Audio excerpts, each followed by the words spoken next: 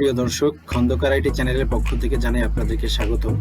প্রিয় দর্শক, আপনারা যদি আমার চ্যানেলে নতুন হয়ে থাকেন তাহলে অবশ্যই নিচের সাবস্ক্রাইব বাটনটি প্রেস করে সাবস্ক্রাইব করবেন এবং পাশে থাকা বেল আইকন বাটনটি প্রেস করে রাখবেন।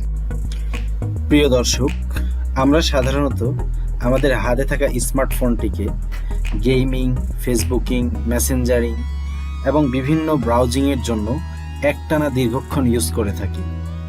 বিজ্ঞানীরা গবেষণা করে দেখেছেন, আমরা যখন আমাদের ফোনকে একটানা ইউজ করি তখন ফোনের মধ্যে থাকা যে রশ্মিটি রয়েছে সেই রশ্মিটি আমাদের চোখে এসে একটি খারাপ প্রভাব তৈরি করে, আর এই রশ্মির ফলে আমাদের চোখ অদূর ভবিষ্যতে বড় ধরনের ক্ষতির সম্মুখীন হতে পারে।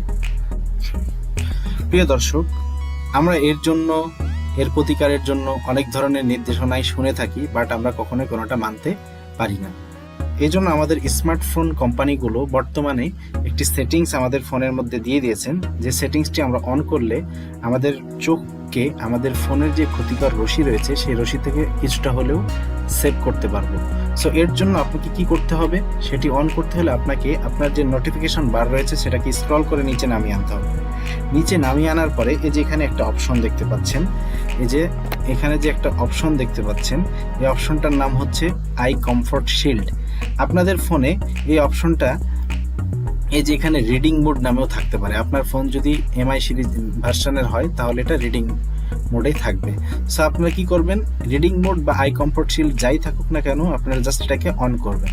অন করলে এটা আপনার চোখের কি করবে, এটা আপনার চোখকে ক্ষতিকর রশ্মি থেকে কি করবে, রক্ষা করবে। সো আমরা যারা দীর্ঘক্ষণ ধরে ফোন ইউজ করি তারা আমরা এটাকে কি করব, অন করব। অন করে এটা যদি আপনারা আপনাদের নোটিফিকেশন বার থেকে অন নাও করতে পারেন, তাহলে আপনারা কি করবেন, আপনাদের সেটিংস অপশনে চলে যাবেন। সেটিংস অপশনে যাওয়ার পরে এই যে এখানে দেখেন ডিসপ্লে সেটিং নামে যে অপশনটা আছে সেটাতে আপনারা কি করবেন, ক্লিক করবেন।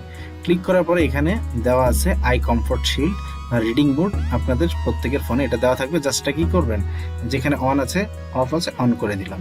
সো এটাকে আপনারা কি করবেন, অন করে রাখবেন। তাহলে আপনারা কি করতে পারবেন, আপনাদের এই মূল্যবান চোখকে মোবাইলের দীর্ঘক্ষণ ব্রাউজিং করেও কিছুটা হলেও সুরক্ষা দিতে পারবেন। সো আশা করি ভিডিওটি ভালো লেগেছে এবং আপনারা এটা অবশ্যই চেষ্টা করবেন যে আপনাদের ফোনের এই সেটিংসটি অন রাখতে। সবাই ভালো থাকবেন। আল্লাহ হাফেজ।